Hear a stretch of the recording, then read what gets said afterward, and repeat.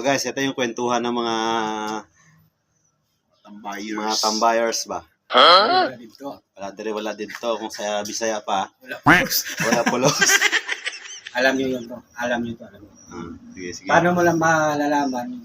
Kasi isang CR lang, babae at lalaki. Paano niyo malalaman kung babae o lalaki na sa loob? Puta. Pag umihi nakaupo Pag umihi nakaupo, babae yun. Mali. Pag nakatayo, lalaki. Mali. Babae, lalaki. Babae, isang lalaki. CR lang. Isang CR lang. Paano mo malalaman kung babae o lalaki ang humihingi doon sa loob? Hirapan ako sa kalisod ba? Sa kalisod. Hintayin mong lumabas. Sabi ko na ba? Laka mo sinabi. Iyaw. May isang pamilya, isang nanay, tsaka isang tatay. May isang pamilya, isang nanay, isang tatay, tsaka isang anak. So, tatlo sila. Malayo yung tatawirin nila. Ang malayo kasi lipat sila ng tirahan eh. Doon na sa wala pa kalahati, wala na silang pagkain, naubos na. Ngayon, ang sabi ng tatay, wala na silang pwedeng makain eh. Ako na lang kakainin nyo. Hindi totoo yan. Oo. Ako na lang Tinatanda sa tatay na kinain nila.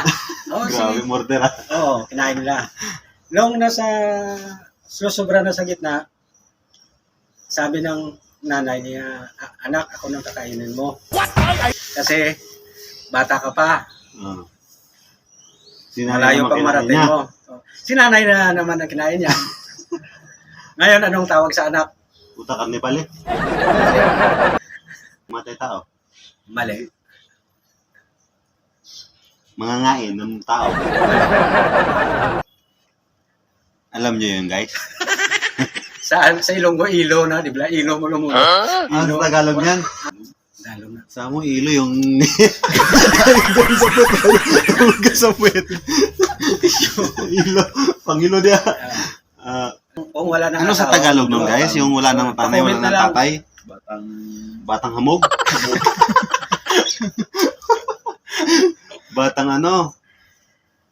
Ay, comment na lang. Ang sagot. Comment nyo na lang kung ang Tagalog nun, guys. Wala nang nanay, wala nang tatay. Ilo. Walang nanay, walang tatay. Sa Ilonggo daw, ilo. Oo. Ewan ko sa Tagalog, ano yun eh. Oo. Kasi di man ko linggo. Oo. Pero yung hambal ko, Ilonggo. Ito, Sana napatawa namin kayo kahit papaano sa mga problema na duman man sa buhay natin. Dapat meron tayong kasiyahan kahit konti. Okay, see you guys. Thank you.